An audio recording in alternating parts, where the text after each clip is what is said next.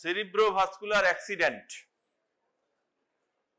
This topic is a very tough topic rather in perspective of medicine and also the neurology, and it is a very emergency topic. As there is lifestyle changes, environmental factors changes, different types of mobility changes, different types of acculturation changes. For that reason, stress and anxiety increases, and this stress and anxiety causes the increase in two events, two acute events. One is the acute coronary syndrome, in which is called that is the heart attack, and another is the stroke, that is the cerebral event. আমরা cerebral event বলতে mainly এটাকে দুটো ভাগে ভাগ করি. Stroke is divided into two main parts. One is the vessel blockage, another is the vessel rupture.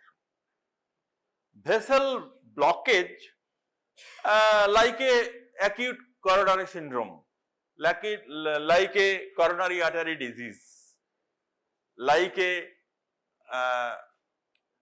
any atherosclerotic event in body which occurs like the brain.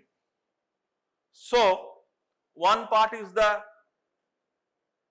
progressive narrowing of the vessel, which is the very slow process.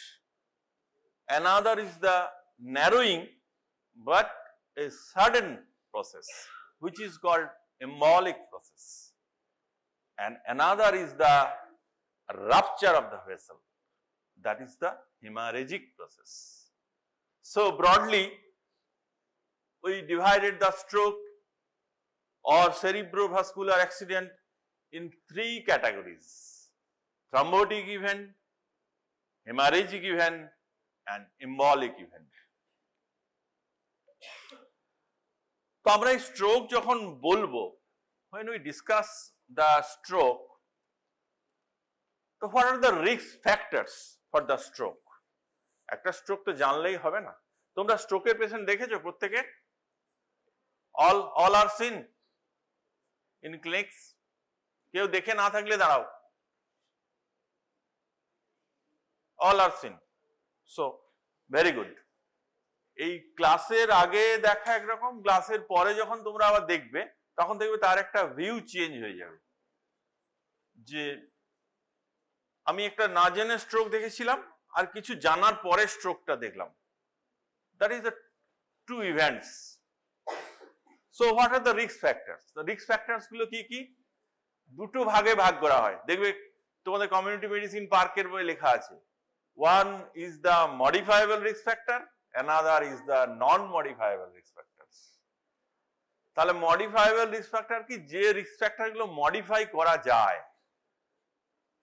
তুমি বলো, stand up and say what are the modifiable risk factors, which is common for stroke also and coronary events also, ischemic heart disease also, ischemic brain disease, ischemic heart disease, both are same.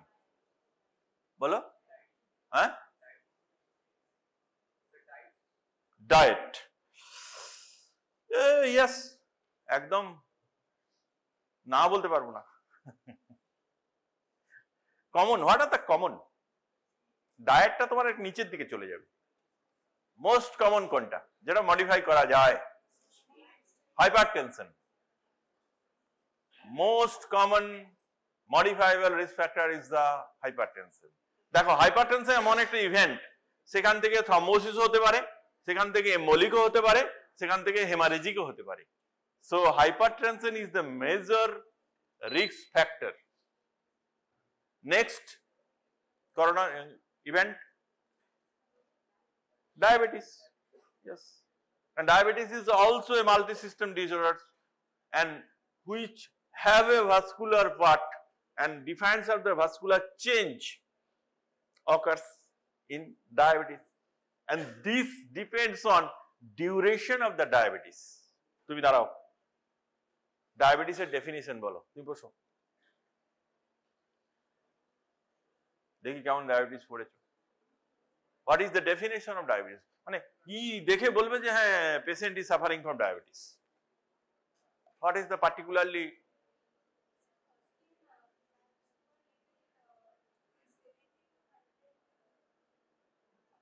(7200) না more than 126?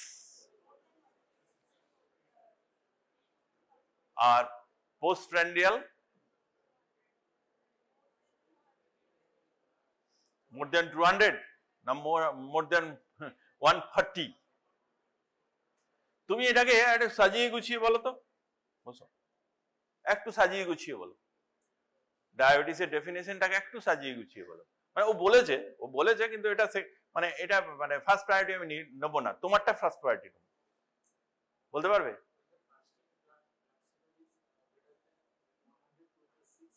সে তো বললো already set. New something new কিছু বলো, বসো বসো। Features of diabetes, that is the polydipsia, polyuria, polyphagia, all are features. ডাক্তারবাবু প্রচুর খাচ্ছি কিন্তু রোগা হয়ে যাচ্ছে, হ্যাঁ, তাহলে কি হচ্ছে, একটা পজিটিভ মেটাবলিক ফেজ চলছে বডিতে। তাহলে ফিচার্স অফ ডায়াবেটিস আছে polyphagia, polydipsia, polyuria and random blood sugar is more than 200, that is called diabetes. এইটা কিন্তু জানতে হবে ভালো করে। এই কোশ্চেনটার অ্যান্সার কিন্তু আন্ডার গ্রাজুয়েটে তোমরা যদি বলতে না পারো, আমি শিওর ফেল করে দিবে এক্সামিনার। হ্যাঁ, ও বইয়ে সব লেখা আছে বাবা, কিচ্ছু রিপিট করার দরকার না। এবার যখন আমরা ক্লিনিক্স ক্লাস পড়বো, এগুলো নিয়ে আমি আবার ডিসকাস করবো। এগুলো একবার শুনলে হবে না, অনেকবার ধরে শুনতে হবে। তাহলে one factor is the hypertension, second factor is the diabetes. তুমি দাও নেক্সট, তুমি বলো what is the third factor? লাইফস্টাইলটা ওইভাবে লাইফস্টাইল বললে তো হবে না। শুধু লাইফস্টাইল কোন পার্টটা? Sedentary life, very good. আর তুমি 3 নম্বর পয়েন্টটা কিন্তু মিস করে যাচ্ছ, ওটা পিছন দিকে থাকবে। Third is the dyslipidemia. বসো, তুমি এবারে ডিসলিপিডেমিয়ার কোন পার্টটাকে বেশি ভ্যালু দিবে? দাও।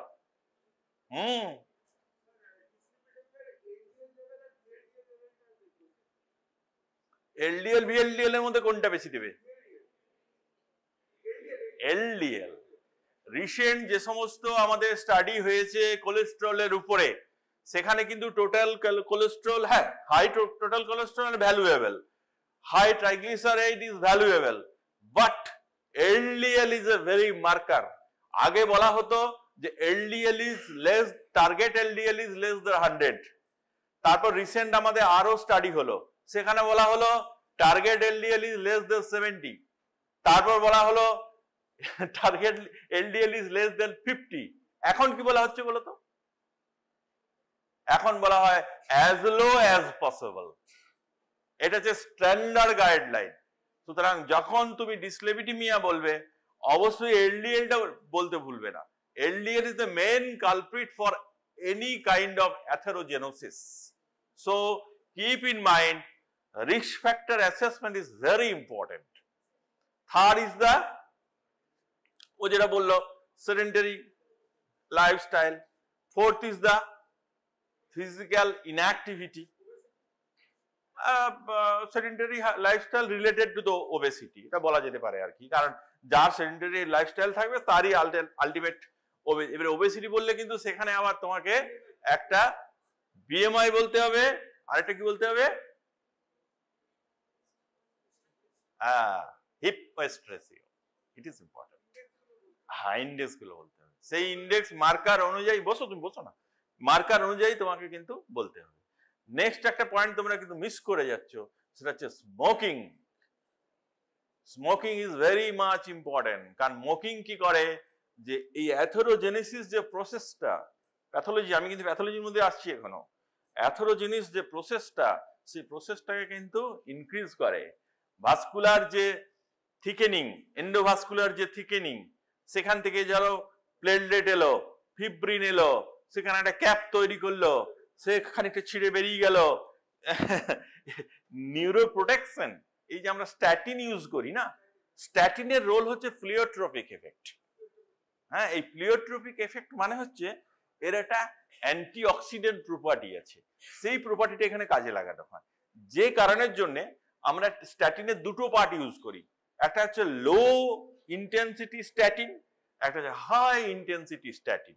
একটা যখন অ্যাকিউট করোনারি ইভেন্ট হয় বা অ্যাকিউট একটা সেরিব্রাল ইভেন্ট হয়, সেখানে কিন্তু আমরা হাই ইন্টেন্সিটি স্ট্যাটিন ইউজ করি। হাই ইন্টেন্সিটি স্ট্যাটিন মানে কত? অ্যাট্রোভাস্ট্যাটিন 80 মিলিগ্রাম। নর্মাল স্ট্যান্ডার্ড হচ্ছে ডোজ হচ্ছে তোমার 10 to 20, আর রসুভাস্ট্যাটিন তার হাফ মানে 40 মিলিগ্রাম। এইটা সবসময় স্ট্যান্ডার্ড ইউজ করা হয়। কি জন্য? তার মূল ফ্যাক্টর হচ্ছে এই জায়গাগুলো, একটা হচ্ছে ইনফ্লেমেটরি মার্কার গুলোকে কমাবে, একটা হচ্ছে নিউরো প্রোটেক্টিভ অ্যাকশন করবে, একটা হচ্ছে ওখানকার যে প্লাক তৈরি হয়েছে তার স্টেবিলিটি মেনটেন করবে। প্লাকটা যদি ছিঁড়ে যায় তাহলে তো তোমার এম্বোলিক ইভেন্ট আরো বেশি হবে। যে একটা ধরো ছোট্ট ছিঁড়ে গিয়ে একটা ছোট্ট করে টিআইএ হয়েছে, টিআইএ এর নাম তোমরা নিশ্চয়ই জানো, আগের দিন বলেছি, ট্রানজিয়েন্ট ইসচেমিক অ্যাটাক।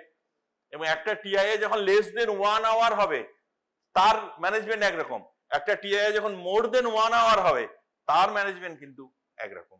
এবং তার আবার যে রেডিওলজিক্যাল ফাইন্ডিং, যেটা আমরা যে কারণের জন্য এমআরআই কে আমরা এত ভ্যালু দিই এখন, সেই এমআরআই ভ্যালু কিন্তু এই জায়গাটাতে কি করা হয়, আর এমআরআই ব্রেন করি এবং সেখানে একটা ডিফিউশন ডিফেক্ট দেখি আমরা। ডিফিউশন ডিফেক্টটা কি দেখি না, ডিডব্লিউআই একটা লিখি আমরা, ডিফিউশন ওয়েটেড ইমেজ। এই ডিফিউশন ওয়েটেড ইমেজে আমরা ওখানকার যে জল আর লবণের যে মিসম্যাচ, খুব সহজ করে বলছি, জল আর লবণের যে মিসম্যাচ সেলের মধ্যে এবং সেলের বাইরে, সেটা আমরা দেখি। সেটা আমরা কি পাই? সিটি স্ক্যানের ক্ষেত্রে আমরা দেখবে সবসময় কি বলি, একটা যখন হেমারেজ পাই তখন সেটাকে কি কি লিসন বলি? হ্যাঁ, হাইপার ডেন্স লিসন। এবারে সেম টাইম একটা ওই রকম যদি হাইপার ডেন্স লিসন তুমি এমআরআই পাও তখন সেটাকে কি বলবে? হ্যাঁ, হাইপার ইন্টেন্স। Very good. এই টার্মিনোলজি কিন্তু এখানে ডিফারেন্স আছে। এখানে আছে হাইপার ইন্টেন্স, এখানে আছে হাইপার ডেন্স। হাইপার ডেন্সটা কিসের উপর হচ্ছে? যে ওখানে যে আমাদের ইয়ে রয়েছে, হিমোগ্লোবিন রয়েছে, হিমোগ্লোবিনের মধ্যে যে আয়রন রয়েছে সেই আয়রন স্টোরের উপরে। তার একটা ক্লাসিক্যাল এক্সাম্পল কি, ধর একটা পেশেন্টের হেমারেজিক স্ট্রোক হয়েছে কিন্তু পেশেন্ট একটা সিভিয়ার অ্যানিমিয়া আছে, আয়রন ডেফিসিয়েন্সি অ্যানিমিয়া আছে, সেখানে কিন্তু যে লেভেলের তোমার হাইপার ডেন্সিটি পাওয়া যাবে, আমরা কি করি ওটা হান্সফেল্ড ইউনিট দিয়ে দেখি। এটা যেমন ইয়ে টেসলা ইউনিট দিয়ে দেখি, এটা হান্সফেল্ডে দেখা যাবে যে বোনসের কাছাকাছি থাকার কথা একটা হাইপার ডেন্স লেসেনের, কিন্তু দেখা যায় তার অনেক কম আমরা ইয়ে পাচ্ছি। তার কারণটা হচ্ছে due to lack of haemoglobin iron. তো এটা কিন্তু বলা হয় যে কোন মেডিকেল কন্ডিশনে তুমি একটা স্ট্রোকের পেশেন্টের সিটি করার পরেও তুমি হাইপার ডেন্স লিসেন পাবে না। এবং এটা যে বলতে পারবে অ্যান্সার তোমাদের আন্ডার গ্রাজুয়েট লেভেলে, সে জানবে অনার্স পেয়ে গেছে একদম, এই কোশ্চেনটা যাকে করা হবে। তো সুতরাং তোমাদের তাহলে বুঝতে হবে যে এই যে একটা হেমারেজিক ইভেন্ট হচ্ছে, একটা ইসচেমিক ইভেন্ট হচ্ছে, তাহলে সেখানে নিশ্চয়ই, আমি কিন্তু প্যাথোলজির মধ্যে আছি, একটা যেমন ধরো তোমাদের এই অ্যাথেরোস্ক্লেরোটিক চেঞ্জ হলো, সেখান থেকে থ্রম্বোসিস হলো। এবারে এম্বোলিক স্ট্রোক কাদের বেশি হয়? যাদের কি থাকে, হার্টের গোলযোগ থাকে। তাহলে হার্টের গোলযোগের মধ্যে কি থাকতে হবে? একটা থাকতে হবে ভালভিউলার হার্ট ডিজিজ। কারণ ভালভিউলার হার্ট ডিজিজ যদি পেশেন্টের এমএএস উইথ এমআর থাকে, পরে ভবিষ্যতে দেখা যায় তাদের এএফ হয়ে গেছে, অ্যাট্রিয়াল ফিব্রিলেশন হয়ে গেছে।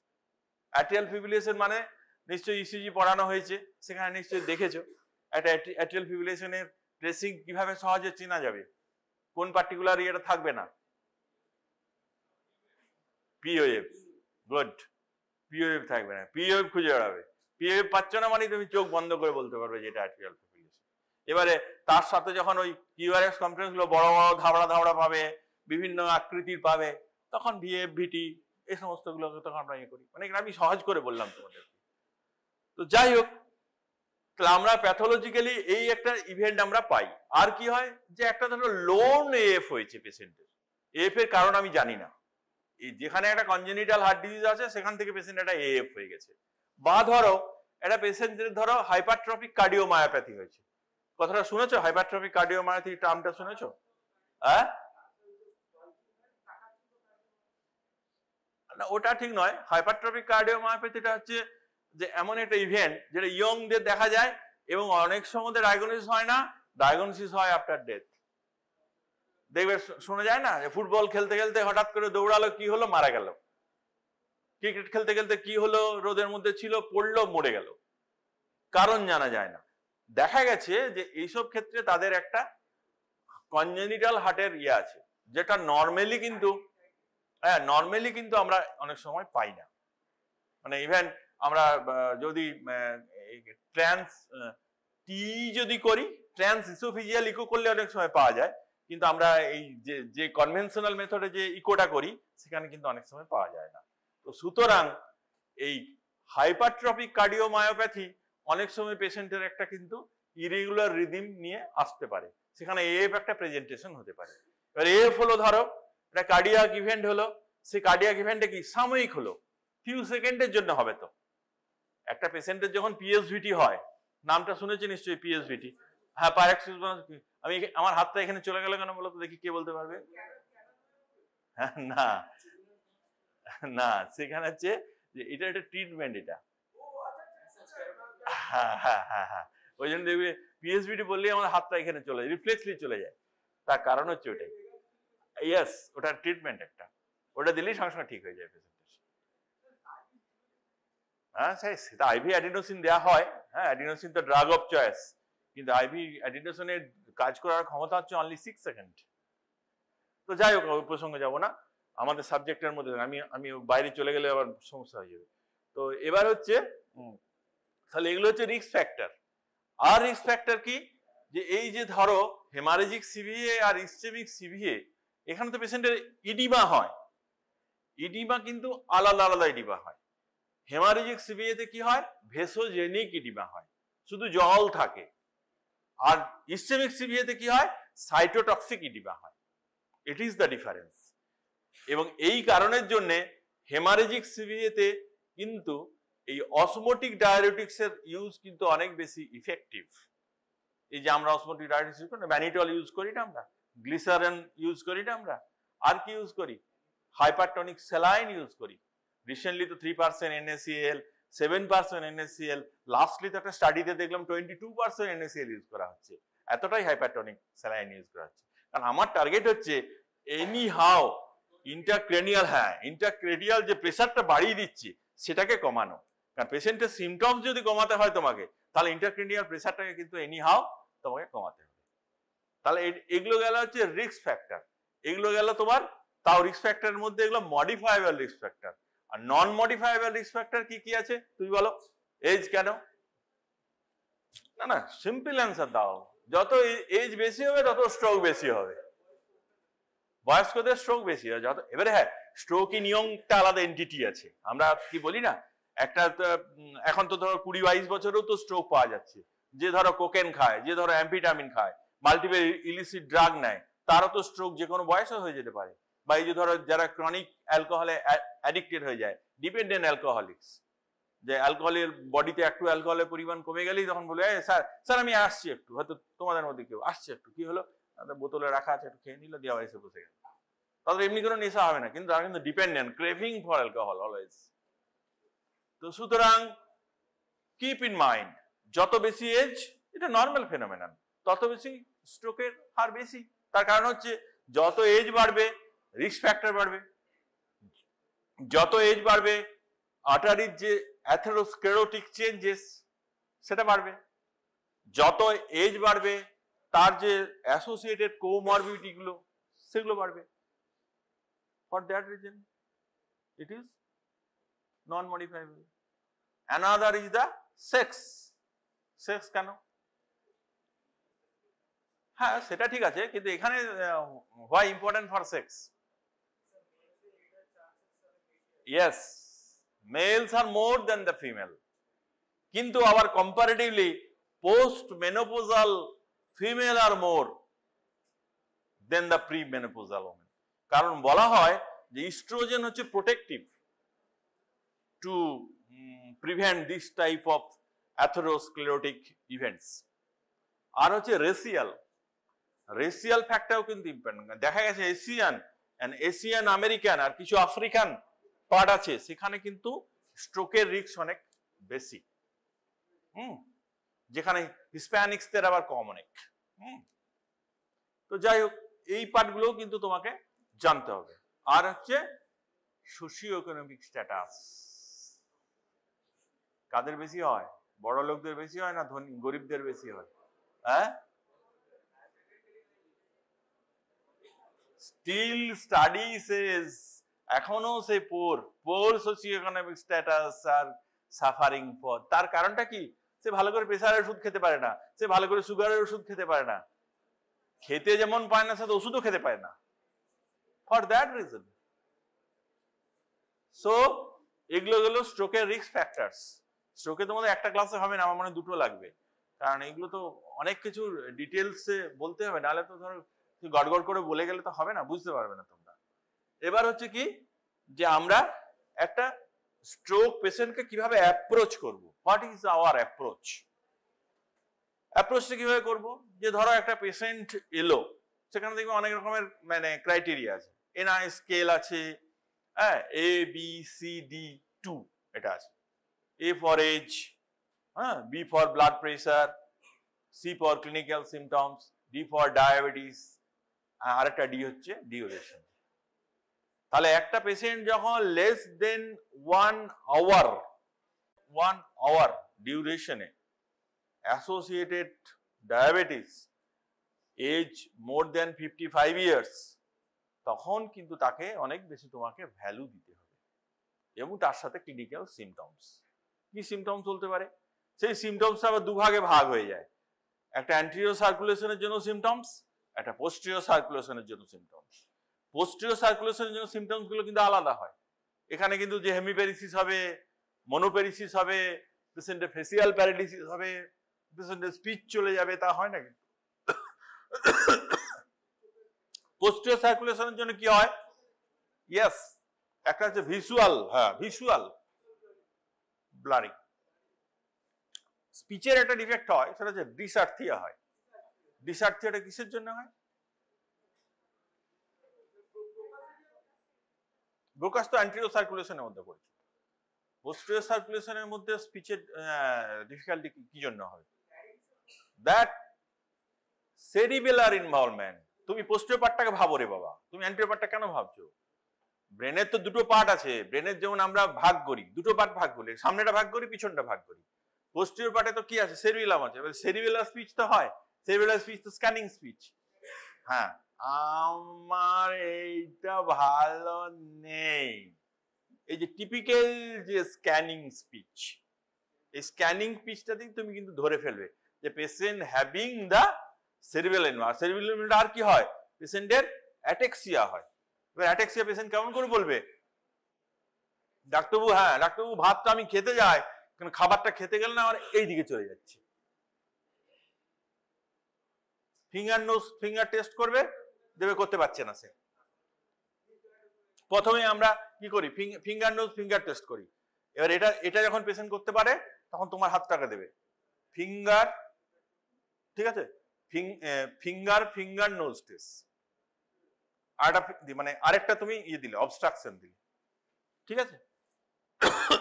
তাহলে সেরিবেলার সিমটমস এর জন্য একটা হয়, আর ব্রেন স্টেম সিমটমস এর জন্য হয়।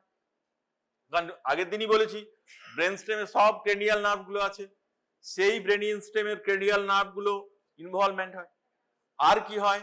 আমাদের যে ভাইটাল সেন্টার যেগুলো আছে, যেমন ধরো respiratory centre, cardiac centre, feeding centre, সমস্ত কিছু যে প্রপার কাজগুলো, সেগুলো তো ব্রেন স্টেম সব করে, কন্ট্রোল করে। তো সুতরাং সেই সিমটম গুলো পাবে। কিন্তু আমরা যখন অ্যান্টেরিয়র সার্কুলেশন পাবো, এর হলো পোস্টেরিয়র সার্কুলেশন। তাহলে পোস্টেরিয়র সার্কুলেশন স্ট্রোকের একটা হচ্ছে যেটা বললে ভিজুয়াল, সেকেন্ড হচ্ছে স্পিচ, আর কি হবে? বলো বলো, ভাবতে হবে, থট দিতে হবে। আর কি হতে পারে? অ্যাফেসিয়া, আবার মারবো? অ্যাফেসিয়া কিসে হয়? Broca's area, warning area, Broca's এর ওয়ার্নিকির একটা অ্যাসোসিয়েশন এরিয়া, এগুলো আছে না, এগুলো তো তোমার মানে অ্যান্টিরিয়র সার্কুলেশনের মধ্যে পড়ছে সব। ভাটাইগো হবে রে বাবা, ভাটাইগো হবে না? হ্যাঁ, ভাটাইগো হবে তো। একটা পোস্টিরিয়র সার্কুলেশনের ইভেন্টে সবসময় এটা ভাটাইগো হবে, এবং ভাটাইগোর সাথে তুমি ভমিটিংও পেতে পারো, কারণ ওখানে অনেক সময় দেখা গেছে যে এরিয়া প্রস্ট্রেমা বলে একটা এরিয়া আছে, যেটা হচ্ছে ভমিটিং যে সেন্টার সেখানে থাকে আর কি। হ্যাঁ, সেটা স্টিমুলেটেড হয়ে যায়, সেই কারণের জন্য অনেক সময় হতে পারে। তাহলে পোস্টেরিয়র সার্কুলেশনের স্ট্রোকের তাহলে সিমটম একরকম, অ্যান্টেরিয়র সার্কুলেশনের স্ট্রোকের এবারে সিমটম গুলো বলতে হবে। এবার অ্যান্টেরিয়র সার্কুলেশনের স্ট্রোকের আবার দুটো পার্ট আছে, যদি রাইট সাইডের ইভেন্ট হয় তাহলে একরকম হবে, যদি লেফট সাইডের ইভেন্ট হয় তাহলে একরকম হবে। আর এটা তো জানো নিশ্চয়ই যে এই যে আমরা যে লং ট্র্যাক সাইন যেটা বলি আর কি, স্পাইনোথ্যালামিক ট্র্যাক না, পাইরামিডাল ট্র্যাক যেটা আমরা বলি আর কি, যেটা সেরিব্রাল ইয়ের থেকে একদম যে নিচের দিকে নেমে আসছে যে ট্র্যাকটা, হ্যাঁ, এই পিরামিডাল ট্র্যাক্ট যেটা, এই পিরামিডাল ট্র্যাক্টটা কোথায় লিসেন হয়েছে তার উপর কিন্তু ডিপেন্ড করে। এবার এটা আবার ডিপেন্ড করে অ্যান্টেরিয়রে কিভাবে, ভাস্কুলার টেরিটরির উপর। ভাস্কুলার টেরিটরি কবি anterior cerebral artery, middle cerebral artery, posterior cerebral artery. তাহলে অ্যান্টেরিয়র সেরিব্রাল আর্টারি মেইনলি কি করে, দেখবে ব্রেনের যদি আমরা একটা ছবি আঁকি, তাহলে একটা ব্রেনের একটা পার্টিকুলার কোণাতে ইনভলভ করে, ম্যাক্সিমাম জায়গায় কভার করে কিন্তু মিডল সেরিব্রাল আর্টারি। এই মিডল সেরিব্রাল আর্টারির আবার দুটো পার্ট আছে, সুপিরিয়র ব্রাঞ্চ, ইনফিরিয়র ব্রাঞ্চ।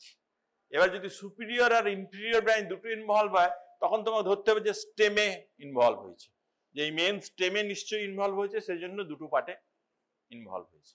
আর কি হয়, পোস্টেরিয়র সেরিব্রাল আর্টারি আছে, পোস্টেরিয়র সেরিব্রাল আর্টারি মেইনলি কিন্তু অক্সিপিটাল এরিয়াতে যেহেতু ইনভলভ হয়, সেই জন্য আমরা ভিজুয়াল সিমটমসটা বেশি পাই। এখানে ভিজুয়াল সিমটমসটা কিন্তু অন্য রকমের পাই, হ্যাঁ, সেটাকে বলা হয় কর্টিক্যাল ব্লাইন্ডনেস। তো যাই হোক, এগুলো হচ্ছে অ্যান্টেরিয়র সার্কুলেশনের এক একটা স্ট্রোকের ইভেন্ট। কিন্তু আবার যদি হেমারেজ, এগুলো তো তোমার বললাম হচ্ছে ইসচেমিক স্ট্রোক, যদি হেমারেজিক স্ট্রোক হয় তাহলে কিন্তু তার আবার সিমটমস আলাদা, কারণ হেমারেজ পার্টিকুলার জায়গা ধরে ধরে হয়। কোথায় কোথায় বেশি হয় হেমারেজ, আগে তোমাকে ইন্টারপ্যারেনকাইমাল বলতে হবে। তো এবার হচ্ছে আরেকটা জিনিস তোমাদের জানতে হবে, সেটা হচ্ছে জেনেটিক স্ট্রোক। জেনেটিক স্ট্রোকে কিন্তু মনোজেনিক ভ্যারাইটি একটা আছে, একটা হচ্ছে পলিজেনিক ভ্যারাইটি আছে। যেমন দেখবে কয়েকটা টার্ম তোমরা লিখে রাখো, যেমন ক্যাডাসিল, ক্যারাসিল, মেলাজ, এই তিনটে লিখে রাখো এখন, পরে আমি এটাকে ডিটেলসে ডিসকাস করব। হ্যাঁ, কারণ এগুলো হচ্ছে জেনেটিক স্ট্রোকের মধ্যে পড়ে, মেইনলি বাচ্চাদের হয়। ক্যাডাসিল হচ্ছে CADASIL, ক্যারাসিল হচ্ছে CARASIL, আর মেলাজ হচ্ছে MELAS। ঠিক আছে, আর কিছু কিছু ছোট ছোট সিনড্রোম আছে, যেমন একটা সিনড্রোমের নাম তোমরা শুনেছো, সেটা হচ্ছে মারফান সিনড্রোম। মারফান সিনড্রোমে কিন্তু তোমার কার্ডিওজেনিক যেমন অনেক কিছু ঘটনা ঘটে, নিউরোলজিক্যাল কিন্তু স্ট্রোক ইভেন্টসও অনেক পাওয়া যায়, সেটা একদিন ডিসকাস করব, এই ছোট ছোট করে বলে দেবো। এবার হচ্ছে হেমারেজিক স্ট্রোক। হেমারেজিক স্ট্রোকটাতে মেন মোস্ট কমন সাইট হচ্ছে হেমারেজিক স্ট্রোক হচ্ছে বেজাল গ্যাংলিয়া, বুঝতে পেরেছো? গ্যাংলিওনিক স্ট্রোক যেটা বলা হয়, বেজাল গ্যাংলিয়া হচ্ছে স্ট্রোকের সবচেয়ে কমন সাইট। আর তারপরে কি থ্যালামাস, থ্যালামাস হচ্ছে সেকেন্ড সাইট। তারপর হচ্ছে ওরা যে সমস্ত বলছিল সাবডুরাল, এপিডুরাল, সাবঅ্যারাকানয়েড। আর সাবঅ্যারাকানয়েড স্ট্রোক কিসে বেশি হয়, হাইপারটেনশন থেকে। সিভিয়ার হাইপারটেনশন, আগের দিন হেডেকে বলেছিলাম, পেশেন্ট কমপ্লেন করলো হেডেক, হেডেকের সঙ্গে রিপিটেডলি ভমিটিং, অনেক সময় পেশেন্ট অল্টার সেন্সোরিয়ামও হয়ে যায়। তো হ্যাঁ, থান্ডার ক্ল্যাপ হেডেক, ওই যে হোয়াটস হেডেক ইন মাই লাইফ, যে আরে যে বলতে পারছে সে তো বলবে, যে ধরো একদম ইয়ে হয়ে গেছে, আনকনসিয়াস হয়ে গেছে, সে আর কি বলবে? তার তখন কি করতে হবে, তোমাকে প্ল্যান্টার দেখতে হবে, পেশেন্টের নেক রিজিডিটি হয়ে যায়, নেক রিজিডিটি দেখতে হবে, আর যত তাড়াতাড়ি সম্ভব কি সিটি স্ক্যান করতে হবে, নন কন্ট্রাস্ট সিটি স্ক্যান। এক্ষেত্রেই কিন্তু একটা জায়গা, এটা আমি এপিলেপসিতে বলবো তোমাদের, সেটা হচ্ছে যে এপিলেপসিতে সবসময় কন্ট্রাস্ট সিটি স্ক্যান। আগের দিন মনে হয় আউটডোরে আমার যে গেছলে ওদেরকে আমি বলছিলাম যে আমি একটা সিটি স্ক্যান উইথ কন্ট্রাস্ট লিখলাম একটা এপিলেপসি ডায়াগনোসিস করার জন্য, তোমাদের রেডিওলজি ডিপার্টমেন্টে কি করলো, একটা নন কন্ট্রাস্ট করে ছেড়ে দিল। তাহলে পেশেন্টের যদি ধরো একটা আইসোডেন্স লিসেন থাকে, যে লিসেনটা ধরো এই প্যারেনকাইমার সঙ্গে একদম সিমিলার, তুমি কি মাসটাকে ডিটেক্ট করতে পারবে? পারবে না। ফর দ্যাট রিজন আমরা সবসময় বলি যে একটা কন্ট্রাস্ট এনহেন্স। এবার কন্ট্রাস্ট এনহেন্স লিসেন কি কি হয়, মেনিনজিওমে আগের দিন বলেছি মোস্ট কমন, গ্লায়োমা, অ্যাস্ট্রোসাইটোমা, আরেকটা হয় যেটা হচ্ছে র্যাথিকি পাউচ টিউমার, যেটাকে বলা হয় ক্রেনিওফ্যারিঞ্জিওমা। তাহলে সিমটম অনুযায়ী তাহলে বেজাল গ্যাংলিয়াতে যদি স্ট্রোক হয়, তাহলে একটা পেশেন্টের ধরো লেফট বেজাল গ্যাংলিয়াতে একটা স্ট্রোক হলো, এবং সেখানে কোন আর্টারি কমনলি হয়, দুটো আর্টারি আছে, একটা medial lenticulostriate branch of middle cerebral artery, একটা lateral lenticulostriate branch of middle cerebral artery. একটা ধরো লেফট সাইডে বেজাল গ্যাংলিয়াতে হেমারেজ হয়েছে, তুমি কি কি পাবে পেশেন্টের? তুমি জানো না, সিটি স্ক্যান তখনও হয়নি, পেশেন্টটা ইমার্জেন্সিতে এসছে তোমার কাছে। ইয়েস, রাইট সাইডে কি পাবে? উইকনেস পাবে। তো উইকনেসটা কেমন উইকনেস পাবে? একটা সাডেন, কি বলবে ডাক্তারবাবু, একটা sudden onset weakness of the right side of the body, upper limb followed by lower limb, বা lower limb followed by upper limb, কিন্তু জেনারেলি আপার লিম বেশি হয়, তারপরে লোয়ার লিম হয়। আর কি হয় দেখতে হবে ফেসিয়াল ইনভলভমেন্ট হয়েছে কিনা, কারণ upper motor neuron type of যদি ফেসিয়াল নার্ভ থাকে, তাহলে সে ইনভলভ হলে কিন্তু তোমার ফেসিয়াল নার্ভ ইনভলভ। বেলস পলসিতে আমরা কি পাই? Lower motor neuron type of facial palsy পাই। এই ইয়েতে কিন্তু স্ট্রোকের ক্ষেত্রে যে আমরা ফেসিয়াল প্যালসি পাই, সেটা হচ্ছে upper motor neuron type of palsy পাই। বেলস পলসিতে কি হয়, যে পুরো সাইডটা ইনভলভ হয়ে যায়, সে রুগোসিটিও করতে পারে না, সে ফেসিয়াল এক্সপ্রেশনও দিতে পারে না, তার ডেভিয়েশন হয়ে যায় অপোজিট সাইডে, সে খাবার তার জমে যায়, জল পড়ে যায়। অনেক সময় পেশেন্টের কি হয়, যেহেতু ফেসিয়াল নার্ভের ইনভলভমেন্ট, অনেক সময় পেশেন্টের হাইপার অ্যাকিউসিস হতে পারে। ডাক্তারবাবু আমি বেশি শুনছি পার্টিকুলার এফেক্টেড সাইডে। আর কি হয়, আর একটা এই দিকটায় আমি স্বাদ পাচ্ছি না, লস অফ টেস্ট সেন্সেশন।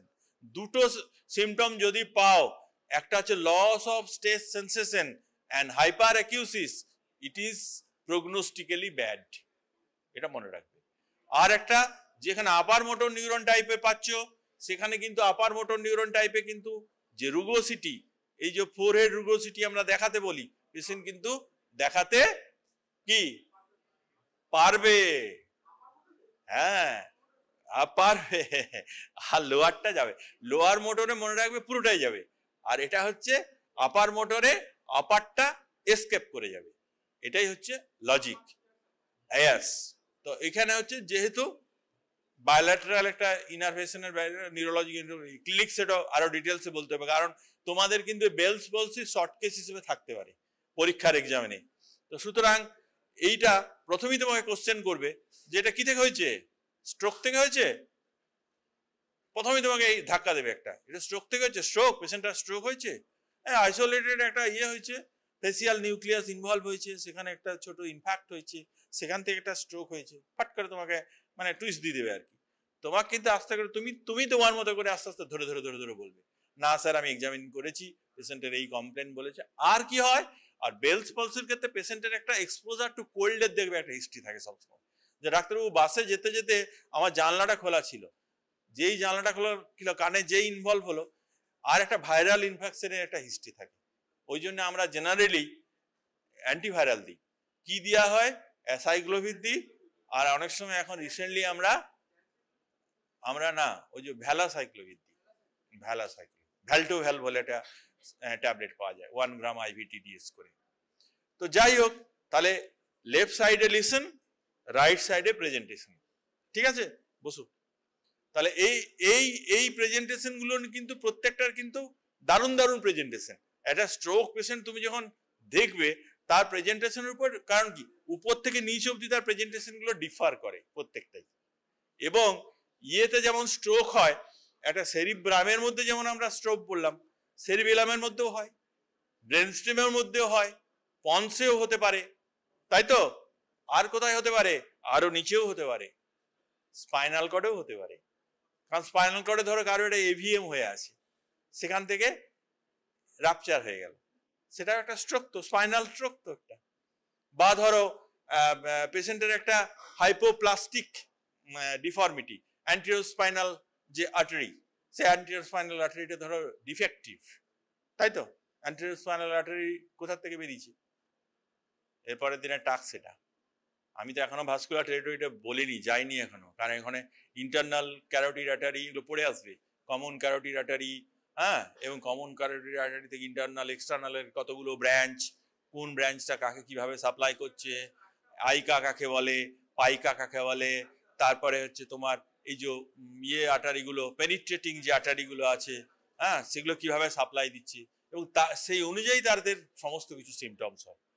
সুতরাং একটা class is not sufficient for CVA. হ্যাঁ বলো,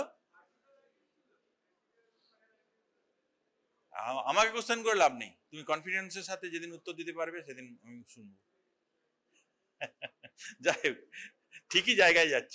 তো যাই হোক, আরেকটা পয়েন্ট হচ্ছে খুব ইম্পর্টেন্ট, সেটা হচ্ছে যে ম্যানেজমেন্টের মধ্যে তোমাদের প্রথম যেটা পেশেন্টের কনসাস লেভেল দেখে নিয়ে, কারণ পরীক্ষার সময় কি পড়বে, define the cerebrovascular accident, what are the types of the cerebrovascular accident, give briefly the management of the acute stroke, বা তোমাদের একটা অ্যাকিউট ইসচেমিক স্ট্রোকেরই একটা ম্যানেজমেন্ট দিয়ে দিতে পারে, কারণ হেমারেজিক স্ট্রোকে কিন্তু খুব বেশি ম্যানেজমেন্ট করার নেই।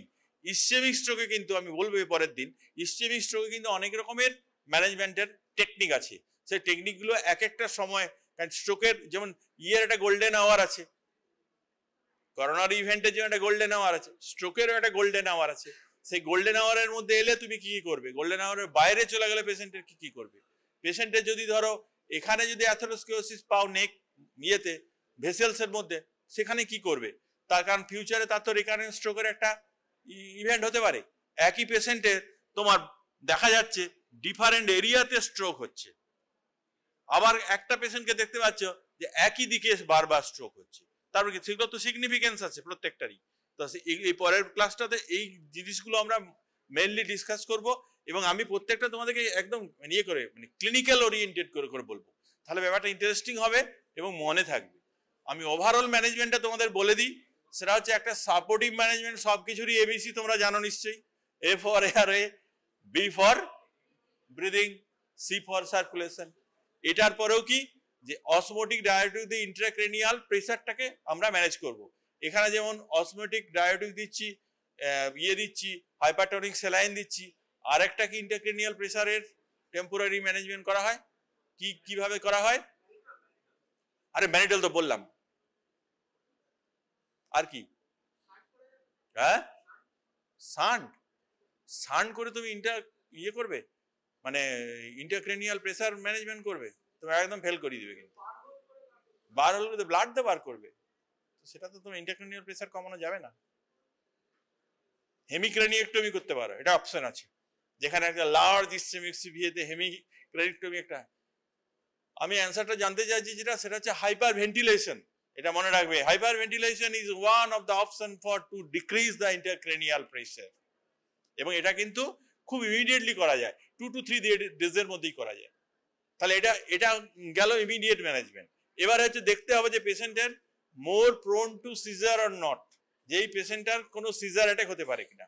যদি সিজার অ্যাটাক হয় তাহলে তো পেশেন্টের ধরো আরো খারাপের দিকে চলে যাবে, সেই জন্য কোন কোন ক্ষেত্রে অ্যান্টি সিজার মেডিকেশন দেবো আর কোন কোন ক্ষেত্রে আমরা দেবো না। যে জায়গাগুলো দেখা যাবে যে কর্টিক্যাল হাইপার অ্যাক্টিভিটি বেশি, বা যে জায়গাগুলো মোর প্রোন টু সিজার অ্যাটাক, বা ধরো একটা কোনো স্ট্রোক হয়েছে ডিউ টু মাসের জন্য তো হতে পারে, তাহলে সেই সব কারণে কিন্তু আমরা অ্যান্টি সিজার মেডিকেশন দেবো। আর নেক্সট আমরা কি দেবো, একটা সাপোর্টিং অ্যান্টিবায়োটিক সবসময় আমরা দিয়ে রাখবো পেশেন্টের। এবার আর কি দিতে হবে, পেশেন্টের অনেক সময় কিন্তু ভেন্টিলেটরি সাপোর্ট লাগে।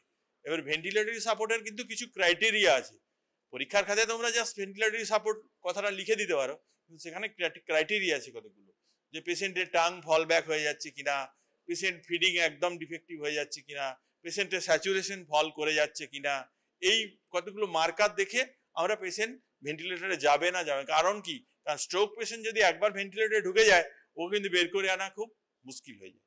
আর ভেন্টিলেশনের নিয়ম হচ্ছে পেশেন্টের যদি 8 দিনের অ্যাবাভ হয়ে যায় তখন কিন্তু পেশেন্টকে আমরা ট্রাকিওস্টমি করি, তখন কিন্তু আর এমনি ওই ভেন্টিলেশনে রাখা যায় না। তাহলে এইগুলো হচ্ছে ডেফিনেটিভ ম্যানেজমেন্ট। আর ইসচেমিক স্ট্রোকের কিছু স্পেসিফিক ম্যানেজমেন্ট আছে, যেটা পরের দিন আমরা ডিসকাস করব। ঠিক আছে?